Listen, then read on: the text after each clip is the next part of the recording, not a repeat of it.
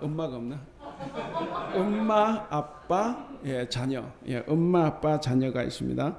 근데 이 세 사람이 모여서 한 식구를 이루죠. 그래서 한 식구 안에 세 사람이 모여서 한 식구가 된다 이거죠. 그래서 여럿이지만 하나고, 하나지만 여럿이다. 이게 이제 삼위일체를 이해하는 데 도움이 되는 말입니다. 영국 옆에 아일랜드가 있죠. 이 아일랜드는 굉장히 척박한 땅인데, 그런데 이제 녹색의 땅으로 이제 보여지는데, 그게 왜 그러냐면 토끼풀이 많대요. 이 토끼풀 때문에 이제 그 나라가 녹색의 땅으로 이제 불리는데, 자, 거기에 한 선교사가 이제 선교하러 거기에 갔다가 이 토끼풀을 가지고 삼위일체를 그 사람들에게 설명을 했습니다. 세 개의 잎사귀가 토끼풀을 이룬다. 토끼풀이 세 개의 잎사귀다 하는 거죠. 그래서 그 땅에 정말 모래알처럼 많은 이 토끼풀이 하나님의 신비를 잘 보여주고 있다는 거죠. 그래서 그 설명이 있고 난 다음에 이 아일랜드의 국화, 우리는 무궁화인데 그 나라는 이 클로바, 이 토끼풀이 이제 국화가 되었습니다. 자, 오늘은 이제 삼위일체 하나님을 기념하는 삼위일체 주일입니다. 삼위일체 주일에 우리가 읽은 본문이 이제 잠언 8장인데, 이 잠언 8장은 특별히 지혜에 대해서 자세하게 가르쳐주고 있습니다. 삼위일체 주일에 지혜가 무슨 관계가 있냐, 우리가 이제 그렇게 생각할 수 있는데, 우리가 설교 말씀을 통해서 한번 깨달을 수 있기를 바랍니다. 자, 여러분, 지혜가 뭡니까? 지혜는 뭐 여러 가지 생각할 수 있어요. 그래, 우리가 이제 믿음 안에서 지혜라고 하면 신앙의 진리를 깨닫는 거예요. 신앙의 진리를 깨닫는 것. 그래서 이제 여호와를 경외하는 것, 이렇게도 나오는데, 자, 신앙의 진리를 깨닫는 건데, 그러면 참된 지혜는 뭐겠습니까? 참된 지혜는 사람의 지식이나 경험에서 나오는 것이 아니고 하늘로부터, 하나님으로부터 오는 것입니다. 이 지혜가 사람을 불러요. 그래서 길거리로 나갔습니다. 여러분들 1절, 오늘 본문 1절을 같이 한번 읽어볼까요? 1절 시작. 지혜가 부르지 아니하느냐, 명철이 소리를 높이지 아니하느냐. 자, 그러니까 지혜가 부른다는 거죠. 전에도 잠언서 설교할 때 말씀드렸지만 지혜가 의인화됐습니다. 그래서 지혜가 이제 의인화돼서 이제 부르고 있는데, 왜 지혜가 사람을 부릅니까? 왜 불러요? 왜 지혜가 부릅니까? 그것은 사람들이 어리석고 미련하기 때문에 지혜가 사람들을 부르지 않으면 사람들은 지혜에 전혀 무관심하게 산다는 거죠. 그래서 지혜가 사람을 부르는 겁니다. 지혜가 바라는 것은 별 게 없어요. 지혜가 바라는 것은 어리석은 자들이 제발 좀 명철해지고, 그리고 미련한 자들의 마음이 밝아지는 것입니다. 그것 때문에 지혜가 불러요. 그것 때문에 지혜가 목소리를 높여서 어디에서 부릅니까? 2절 3절을 보시면 2절 3절 같이 읽어볼까요? 시작. 그가 길가의 높은 곳과 내 거리에 서며 성문 곁과 문 어기와 여러 출입하는 문에서 불러 이르되. 예. 그러니까 사람이 많은 곳이면 어디든지 다 간다. 문이 있으면 어디든지 다 가서 사람을 부른다는 거예요. 그만큼 지혜는 절박한데 사람들은 관심이 없다 하는 거죠. 자, 그래서 이 지혜가 사람을 부르는데, 여기 지혜를 히브리어로는 호크마 그러고, 그리고 헬라어로는 소피아 그럽니다. 그런데 이 소피아나 이 호크마는 다 여성형 명사예요. 그러니까 또 우리가 이제 성령 그럴 때 루아흐 그러는데, 이 루아흐도 여성입니다. 그러니까 성경에 좋은 건 다 여성이에요. 우리가 이제 하나님 아버지 그러지 않습니까? 그럼 성경을 보시면 하나님 어머니가 훨씬 더 맞아요. 여성형 명사나 여성형을 훨씬 더 많이 사용합니다. 그런데 왜 하나님 아버지가 됐어요? 성경을 누가 해석해? 남자가 해석해 왔어요? 여자가 해석해 왔어요? 남자가 해석해 온 거예요. 그래서 하나님 아버지가 된 거지. 여러분, 전쟁의 하나님보다 사랑의 하나님이 훨씬 더 많이 나오죠. 사랑은 여성형입니다. 그래서 어쨌든 여기도 지혜도 다 여성형 명사입니다. 왜 그럴까? 살다 보니 이해가 가는 부분도 있어요. 저도 저보다는 제 아내가 좀 더 지혜롭습니다.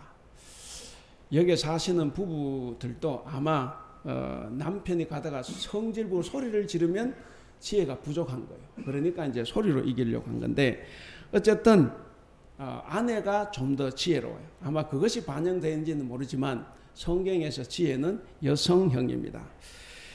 자, 오늘 본문은 이제 두 부분인데 1절부터 4절을 제외하고 22절부터 31절까지는 이제 두 부분으로 이제 확실히 구분을 할 수가 있습니다.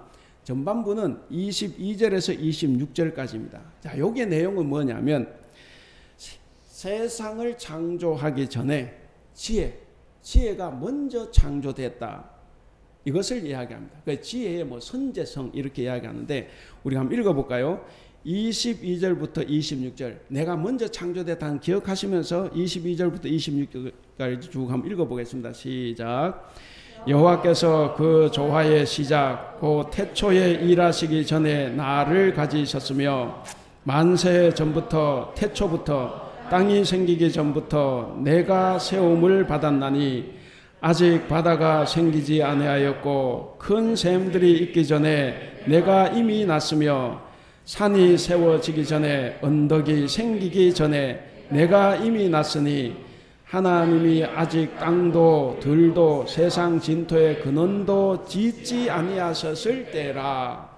그러니까 아무것도 짓기 전에 하나님 창조하시기 전에 자기는 이미 있었다 하는 거죠. 자, 그래서 지혜는 모든 피조물보다 가장 먼저 존재하고 있었다 하는 것을 이야기해주고 그 다음 이제 후반부는 27절부터 31절까지입니다. 여기서는 창조하기 전에 자기가 먼저 있었으니까 하나님이 창조하실 때 자기가 옆에 같이 있었다 이렇게 이야기하는 겁니다. 그래서 27절부터 31절까지도 이렇게 이걸 생각하시면서 한번 읽어보겠습니다. 시작. 그가 하늘을 지으시며 궁창을 해면에 두르실 때에 내가 거기 있었고 그가 위로 구름 하늘을 견고하게 하시며 바다의 샘들을 힘있게 하시며 바다의 한계를 정하여 물이 명령을 거스리지 못하게 하시며 또 땅의 기초를 정하실 때에 내가 그 곁에 있어서 창조자가 되어 날마다 그의 기뻐하신 바가 되었으며 항상 그 앞에서 즐거워하였으며 사람이 거처할 땅에서 즐거워하며 인자들을 기뻐하였느니라. 예, 31절 사람이 거처할 땅에서 표준 세 번을 읽으면 이래요.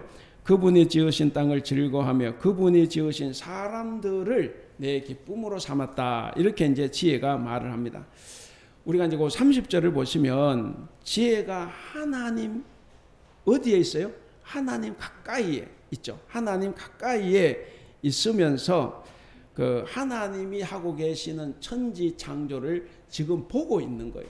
그래서 자기가 또 창조자다 이런 말도 하죠. 그래서 하나님이 만물을 창조하시는 것을 보면서 진정으로 기뻐했다 이렇게 말을 합니다. 그래서 22절부터 31절 여기서 말한 핵심은 뭐냐면 지혜는 뭐냐? 지혜는 모든 것들이 창조되기 이전에 먼저 존재했었고 그리고 하나님의 창조 때도 자기가 하나님의 최측근으로서 하나님의 창조를 직접 목격했고 그리고 동참했다 하는 것을 이야기를 합니다. 그러니까 창세기 1장 1절에 보면 하나님의 영이 창조 이전에 혼돈과 공허와 흑암이 가득할 때부터 있었죠. 수면 위에 운행하셨다 그랬습니다. 그리고 요한복음 1장 1절에 보면 말씀 곧 예수님이죠. 말씀이 태초부터 계셨다라는 말과 거의 맥락이 비슷한 말입니다. 자, 우리가 이제 삼위일체 주일인데 이 삼위일체 신비를 아까도 말씀드린 것처럼 다 알 수는 없어요. 우리가 굉장히 이해하기가 힘든 부분이고 그래서 신비한 겁니다. 그런데 태초부터 지혜와 함께 계셨던 성삼위 하나님은 우리에게 참된 지혜를 가르쳐 주시면서 지혜를 따라 살라고 오늘 권면을 하십니다. 그래서 지혜는 자신을 알고 싶어하는 사람이 있다고 하면 그 누구에게도 자기가 그 혜택을 다 주려고 생각을 하고 있습니다. 지혜는 사람들이 행복할 수 있도록 그 도움을 주고자 합니다. 그러므로 사람이 있는 곳이면 그곳이 어디든지 간에 이 지혜는 배울 자들을 찾아 나섭니다. 지혜는 되도록 많은 사람의 눈에 띄고 싶어요. 그래서 2절 3절에 보면 다 사람들이 많은 곳이고 그리고 높은 곳에 가서 사람들이 많은 데를 향해서 외치고 싶은 거죠. 그래서 이 지혜는 어쨌든 사람들의 눈에 띄고 싶고 그래서 길가에 높은 곳 사람들이 붐비는 곳 어디에든지 그는 가서 말을 합니다. 무슨 말을 합니까? 4절 같이 한번 읽어보겠습니다. 4절 시작. 사람들아 내가 너희를 부르며 내가 인자들에게 소리를 높이노라. 자, 이것을 세 번역으로 읽으면 이렇습니다. 사람들아 내 말을 들으라. 사람의 아들들아 내 말을 들으라. 이렇게 이제 이야기를 합니다. 그러니까 뭡니까? 제발 나를 좀 찾아달라는 호소입니다. 우리도 오늘 이 지혜의 호소에 따라서 삼위일체 하나님께서 가르쳐 주신 참된 지혜가 어떻게 나타났으며 그리고 지혜를 따라 사는 삶의 모습은 어떤 삶인지를 우리가 두 가지로 한번 살펴보면서 우리가 또 지혜를 따라 살아가기를 결단하는 시간이 될 수 있기를 바랍니다. 자, 첫째는 참된 지혜가 어떻게 나타났냐? 참된 지혜의 절정은 예수 그리스도에게서 나타났습니다. 자, 본문의 지혜는 그냥 지혜가 아니에요. 이 본문의 지혜는 인간 지혜를 초월하는 신적인 속성이 있고 그 안에 영원한 생명이 들어 있습니다. 이런 하나님의 지혜의 절정이 바로 예수 그리스도에게서 나타났습니다. 하나님의 능력과 지혜는 우리 예수님과 그리고 그의 십자가에서 아주 눈부시게 드러났습니다. 그래서 바울이 고린도전서 1장 24절에서 이렇게 고백을 합니다. 오직 부르심을 받은 자들에게는 유대인이나 헬라인이나 그리스도는 하나님의 능력이요 하나님의 지혜니라 그랬습니다. 그러니까 이것을 깨닫는 사람, 이것을 우리가 안다고 하면 우리의 삶은 더 평화롭고 한결 밝아질 것입니다. 그래서 바울도 로마서에서 계속 이런 말을 합니다. 우리 로마서 5장 1절에서 2절 같이 한번 읽어보겠습니다. 시작. 그러므로 우리가 믿음으로 의롭다 하심을 받았으니 우리 주 예수 그리스도로 말미암아 하나님과 화평을 누리자. 또한 그로 말미암아 우리가 믿음으로 서 있는 이 은혜에 들어감을 얻었으며 하나님의 영광을 바라고 즐거워하느니라. 자, 믿음으로 우리는 하나님과 올바른 관계를 맺었습니다. 하나님과 올바른 관계를 맺은 우리는 하나님의 지혜이신 예수 그리스도로 말미암아서 하나님과 화평, 하나님과 평화를 누리게 되었습니다. 그러니까 우리가 이제 여기 보면 이제 그 은혜에 들어감을 얻었고 하나님 영광을 바라고 즐거워한다. 그래서 간혹 어떤 사람들은 이 고백을 예수님을 믿으면 만사가 잘 된다 라는 식으로 속단하는 사람들도 있습니다. 당연히 그게 아니죠. 여기서 바울이 말하는 기쁨은 이 예수님으로 말미암아 자기의 세속적인 목표가 이루어졌기 때문에 하는 기쁨이 아니에요. 바울은 이미 말했죠. 세속적인 성공은 다 배설물로 여겨서 다 버렸다고 선포를 했습니다. 그러면 바울이 말하는 기쁨은 뭐겠습니까? 바울의 기쁨은 어디에 있습니까? 바로 하나님의 지혜이신 예수 그리스도 안에 있습니다. 예수님은 산상설교에서 이런 말씀을 하셨어요. 그 솔로몬의 온갖 영화가 들꽃 한 송이보다 못하다 이렇게 말씀을 하셨죠. 그러니까 솔로몬은 사실 지혜의 왕이었어요. 그런데 지혜의 왕이지만 지혜를 갖는 그 순간까지 일천번제를 드렸던 그 순간까지는 좋았는데 그 이후로는 계속 타락의 일로를 걸었습니다. 그래서 가장 나쁜 왕 중에 하나가 된 것이 솔로몬인데, 자, 이 솔로몬은 하나님이 주신 지혜를 세속화했습니다. 그래서 사치스러운 영화를 누렸습니다. 세속적인 지혜로 화려한 왕궁을 짓고 그리고 그 안에서 화려한 옷을 입고 화려한 음식을 먹고 살았습니다. 그런데 예수님이 말씀하시죠. 그가 누린 화려함이 들에 핀 들꽃 한 송이보다 못하다 이렇게 말씀을 하셨습니다. 그런데 사람은 누구나 다 이런 영화와 화려함을 원하죠. 우리가 이제 영화제 보면 여배우들이 한 번의 레드 카펫을 위해서 유명한 디자이너가 만든 드레스를 입고 그리고 휘황찬란한 장신구를 달고 카메라 앞에서 그 아름다움을 과시를 합니다. 그들이 입은 옷과 장신구가 때로는 유행의 돌풍을 일으키기도 합니다. 그런데 그 배우들을 오랫동안 기억하는 사람은 거의 없습니다. 들꽃은 뭡니까? 들꽃. 인적도 없는 들판에서 뜨거운 햇살만 받고 자라는 들꽃입니다. 그 들꽃은 자기의 소박한 아름다움을 표현하기 위해서 어떤 노력도 수고도 하지 않습니다. 그러나 예쁘고 화려한 그 어떤 여배우의 드레스보다 솔로몬의 그 화려함보다 이 꽃의 아름다움만 못합니다. 여러분, 그렇다고 하면 우리 그리스도인은 누구일까? 우리 그리스도인은 어떤 사람입니까? 사람도 찾지 않는 들판에 홀로 핀 이 들꽃과 같은 존재가 우리 그리스도인이다 하는 거죠. 자, 그리스도인은 쏟아지는 햇볕 한 줌과 이슬만으로도 충분히 아름답고 그 고운 자태를 뽐내는 들꽃처럼 예수 그리스도와 그분 안에 담긴 하나님의 지혜, 오로지 그것만으로도 충분히 아름다운 사람, 바로 그 사람이 그리스도인이다 하는 것입니다. 그 그리스도 안에 담긴 지혜는 어떤 지혜입니까? 그것은 하나님의 말씀일 수도 있고 예수님일 수도 있고 예수님이 걸어가신 길일 수도 있고 혹은 예수님이 우리에게 명하신 십자가이기도 할 것입니다. 예수님 안에 있는 지혜는 그래서 결코 세상이 흉내낼 수 없습니다. 세상은 하나님의 지혜를 전혀 부러워하지 않습니다. 오히려 세상은 십자가에 담긴 이 지혜를 멸시하고 무시하고 외면했습니다. 그러나 하나님의 지혜는 죽음을 넘어선 생명을 가지고 있는 바로 그 생명입니다. 하나님의 지혜야말로 영원한 지혜이고 궁극적인 지혜입니다. 이런 지혜를 가지고 있는 그리스도인이라고 하면 당연히 모든 삶에서 기뻐하고 행복할 것입니다. 그런데 안타까움이 많이 있습니다. 우리가 하나님을 믿고 있으면서도 이 하나님의 지혜를 이상적인 것으로만 생각하고 현실 생활 속에서는 솔로몬의 지혜를 훨씬 더 많이 구한다 하는 겁니다. 거기에 매력을 더 많이 느낀다 하는 거죠. 그래서 우리가 간혹 세상에 비굴해질 수도 있고 혹은 사람 앞에 비굴해질 수도 있습니다. 우리는 마치 샌드위치처럼 두 세계 사이에 끼어 있습니다.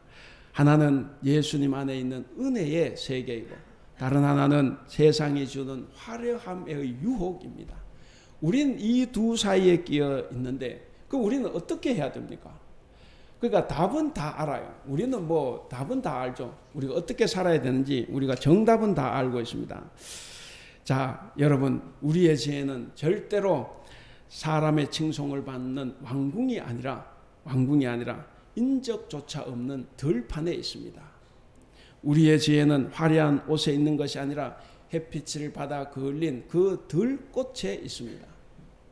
우리의 지혜는 사형을 언도하고 핍박하는 그 높은 보좌에 있는 것이 아니라 고난받고 죽어가는 그 십자가의 자리에 있다는 사실입니다. 그러므로 사랑하는 우리 성도 여러분, 하나님의 지혜는 높은 자리, 힘 있는 사람이 아니라 낮은 자리, 소외된 사람에게 있다는 것을 우리가 꼭 기억을 해야 됩니다. 그래서 우리 그리스도인들은 항상 우리 예수 하나님이 눈길을 보내시는 곳, 바로 그 낮은 자리, 낮은 곳을 향해서 있기를 간절히 바랍니다. 자, 두 번째는 참된 지혜를 가진 성도는 어떻게 살아가야 되느냐? 코람데오의 신앙으로 살아가야 합니다. 유대인들의 지혜 가운데 이런 말이 있어요. 기도할 때는 짧게, 배울 때는 길게, 이런 말이 있습니다. 여러분, 기도는 누가 하는 말이에요? 내가 하는 말이죠. 우리가 하는 말입니다. 그래서 하나님께 기도할 때는 인간이 하나님께 말하는 것인데, 진리를 배울 때는 뭡니까? 진리를 추구하고 여러 가르침을 배울 때는 누구의 말을 배워요? 하나님께서 하시는 말씀을 내가 지금 듣고 배우는 겁니다. 자, 그래서 기도할 때는 온전한 정신, 바른 정신과 바른 기분으로 짧게 기도하고, 그리고 배울 때는, 이 지혜를 배울 때는 시간을 충분히 내서 열심히 공부하라 하는 겁니다. 자, 이러한 전통과 관습은 이 유대인들에게 학문을 귀중하게 여기는 역할을 했습니다. 그래서 유대인들은 늘 율법을 가까이 했죠. 늘, 그래서 성경에도 주야로 묵상한다. 길에 갈 때나 뭐 누울 때나 쉴 때나 어디에 다 항상 말씀을 묵상하라고 하지 않습니까? 바로 지혜를 양육하는 이 유대인의 교육은 그들이 자기들의 신앙과 문화를 지키기 위해서 사용한 가장 효과적인 무기였습니다. 그들은 자기 나라에서 잘 살지 못했죠. 늘 핍박당하고 이 추방당하고 했습니다. 수천 년 동안 고향을 등졌던 이 유대인들이 수많은 시련 속에서도 꿋꿋이 자기 민족의 정체성, 자신을 지켜온 힘이 어디에 있었느냐? 바로 교육에 있었습니다. 그래서 이런 말이 있어요. 교육을 받지 않은 유대인은 없다. 유대인에게서 자라나지 않은 유대인을 제외하고는, 이런 말이 있어요. 그래서 유대인들에게 있어서 가장 존경받는 사람은 바로 랍비들이었습니다. 하나님은 고난받는 유대인들에게 이 지혜를 선물로 주셨습니다. 그 지혜 때문에 그들은 어떤 상황에서도 희망을 잃지 않았습니다. 유대인의 그 유랑 역사를 보면 그들은 늘 박해받고 재산을 빼앗겼어요. 그리고 그 땅으로부터 추방을 당했습니다. 그럼에도 불구하고 그들이 빼앗기지 않은 것이 뭐였냐면 바로 교육이었습니다. 교육과 신앙이었습니다. 그렇다면 오늘 우리 그리스도인은 어떻습니까? 우리는 분명히 유대인보다 더 분명한 계시의 말씀을 듣고 알고 있습니다. 예수 그리스도 안에서 우린 다 하나님을 받기 때문에 유대인들보다는 훨씬 더 구체적인 신앙을 우리가 가지고 있습니다. 근데 그 믿음을 세상 생활 속에서 적용하거나 열매를 맺지 못하고 있습니다. 왜 그렇습니까? 우리가 훨씬 더 좋은 환경의 신앙, 믿음을 가지고 있음에도 불구하고 왜 열매를 맺지 못합니까? 그것은 성경을 공부하지 않고 그리고 성경을 진지하게 읽지 않았기 때문입니다. 한국 교회에서 제일 유행하는 것은 성경 통독입니다. 오해는 하지 마시기 바랍니다. 저는 성경 통독 별로 좋아하지 않아요. 그냥 막 읽는 것이 중요한 게 아니고 성경은 왜 하나님께서 이 말씀 우리에게 주셨는지 곰곰이 생각하고 묵상하고 공부하는 것이 훨씬 더 중요합니다. 쓰는 것이 그렇게 중요한 게 아니에요. 중요한 것은 이 말씀을 내가 깨닫는 것입니다. 자, 그렇기 때문에 우리는 그렇게 읽는 것도 진지하게 읽지 않으니까 다 자기 소견에 옳은 대로 말씀을 이해하고 적용을 하는 거예요. 그러다 보니까 이 성경 말씀이 정말 내 안에, 내 몸에 배지 않은 겁니다. 그래서 우리가 말씀대로 잘 살지를 못하고 있습니다. 여러분, 그리스도인으로서 신앙과 생활이 무엇입니까? 신앙과 생활. 우리는 하나님 앞에 서 있다. 코람데오죠. 하나님 앞에 서 있다라는 이런 자존감을 가지고 살아가는 사람들입니다. 코람데오, 코람 앞에서, 데오, 데우스, 하나님입니다. 그래서 두 단어를 합치면 하나님 앞에서, 하나님 얼굴 앞에서라는 뜻입니다. 자, 코람데오의 삶은 뭐냐면 하나님의 살아계심을 믿고 그분을 의지하고 늘 믿음으로 하나님 얼굴 앞에서 내가 하나님과 동행한다 하는 것이 코람데오의 삶입니다. 우리는 하나님이 우리 눈에 보이지 않아도 늘 하나님 앞에서 하나님과 동행하며 살아가는 것입니다. 코람데오의 삶을 살았던 사람을 우리가 하나 예를 든다면 요셉을 들 수가 있습니다. 보디발의 아내가 요셉에게 동침을 요구했습니다. 아무도 보지 않아요. 오히려 동침하면 요셉은 더 승승장구할 수 있습니다. 그런데 요셉은 망설임 없이 거절을 했습니다. 내가 어찌 이 큰 악을 행하여 하나님께 죄를 지으리까? 이렇게 하면서 거절을 했습니다. 여러분, 아무도 보는 사람이 없어요. 아무도 보는 사람이 없는데 요셉에게는 누가 봅니까? 요셉에게는 눈에 보이지 않는 하나님이 보고 계신다는 거죠. 그 신앙이 그에게 있었기 때문에 그는 늘 하나님 앞에서 살았던 사람입니다. 보디발의 아내가 끈질기게 유혹을 해도 요셉은 단 한 번도 고람대오의 신앙을 놓치지 않았습니다. 우리가 왜 나쁜 짓을 합니까? 하나님이 내 얼굴 앞에 있다는 걸 우리가 거부하는 거예요. 그렇기 때문에 우리가 나쁜 짓을 할 수 있는 겁니다. 요셉은 한 번도 이 신앙을 놓치지 않았습니다. 잠언은 말합니다. 그런 사람은 사람 앞에서 당당하고 겸손하여서 모든 사람들에게 존경을 받는다 그랬습니다. 여러분, 그래서 이 신앙과 불신앙은 대단히 큰 차이가 있습니다. 구체적인 삶에서 큰 차이가 나는데, 자기 인생이라 내 마음대로 산다, 꼭 그런 방탕한 삶을 이야기하는 게 아니에요.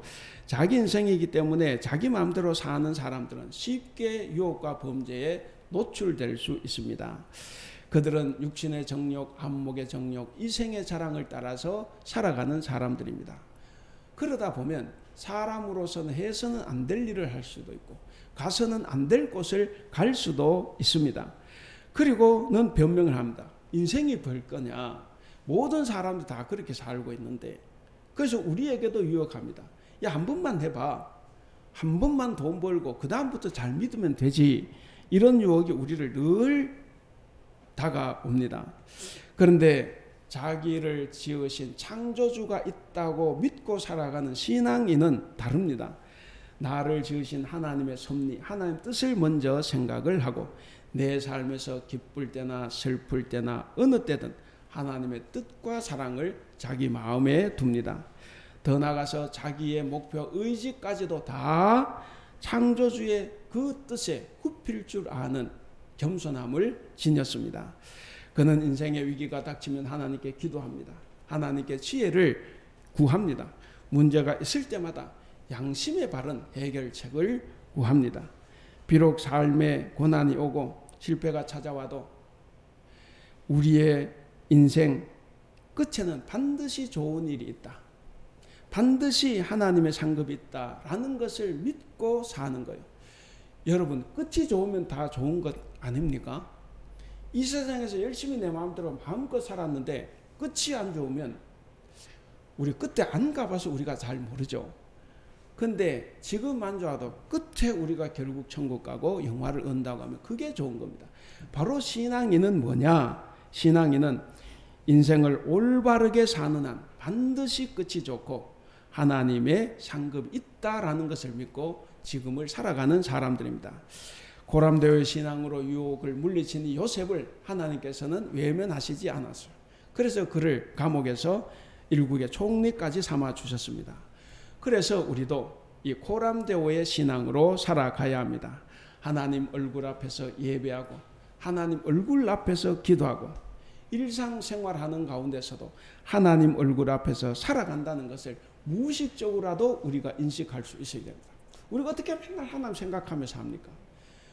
그게 아니라 내 몸이 무의식적으로 하나님이 살아계시고 내가 하나님 앞에 살아간다는 것을 몸이 반응할 수 있어야 되고 우리 마음이 반응할 수 있어야 됩니다. 고람되어의 신앙은 우리의 삶을 거룩하고 영광스럽게 만들어주는 삼위일체 하나님께서 우리에게 주신 최고의 지혜다 하는 것을 꼭 기억할 수 있기를 바랍니다. 자, 이제 말씀을 맺겠습니다. 사랑하는 우리 성도 여러분, 삼위일체 되신 하나님, 이 하나님은 우리의 아버지가 되어주셨고 그리고 우리를 자녀로 삼아 주셨습니다. 그리고 말씀으로 우리에게 지혜를 가르쳐 주셨고 사랑으로 우리를 감싸 안아 주셨습니다. 그러므로 우리는 어떠한 징계나 어려움이나 고통이나 환난이나 실패나 그리고 풀기 어려운 어떤 문제를 만난다고 해도 하나님은 우리 아버지가 되시고 그리고 성령께서 큰 능력으로 우리를 도와주신다는 사실을 우리가 꼭 믿고 살아가야 하겠습니다. 오늘 제목이 뭡니까? 같이 한번 읽어보겠습니다. 시작. 그리스도인 지혜를 따라 사는 사람. 사랑하는 우리 대북교회 성도 여러분, 그리고 오늘 영상으로 예배하는 우리 성도 여러분, 지혜가 어린석은 사람을 초청했습니다. 그것처럼 하나님께서도 우리를 초청해 주셨고 그래서 우리가 하나님의 부르심을 받아서 하나님의 자녀가 된 일생의 가장 영광스러운 일을 우리가 경험했습니다. 이 초대로 우리는 예수님의 십자가의 지혜를 따라서 고람되오의 신앙으로 살아가야 하겠습니다. 그래야 우리가 어떤 어려움을 만나더라도 다 이겨내므로써 죽어가는 우리의 신앙이 다시 한번 소생하고, 그리고 여러 가지 힘들고 어려운 상황 때문에 우리의 삶의 현장이 위태위태할지라도 생명의 부활로 다시금 번성하는 이 은혜를 여러분들이 다 누릴 수 있기를 주님의 이름으로 간절히 축원합니다. 기도하겠습니다.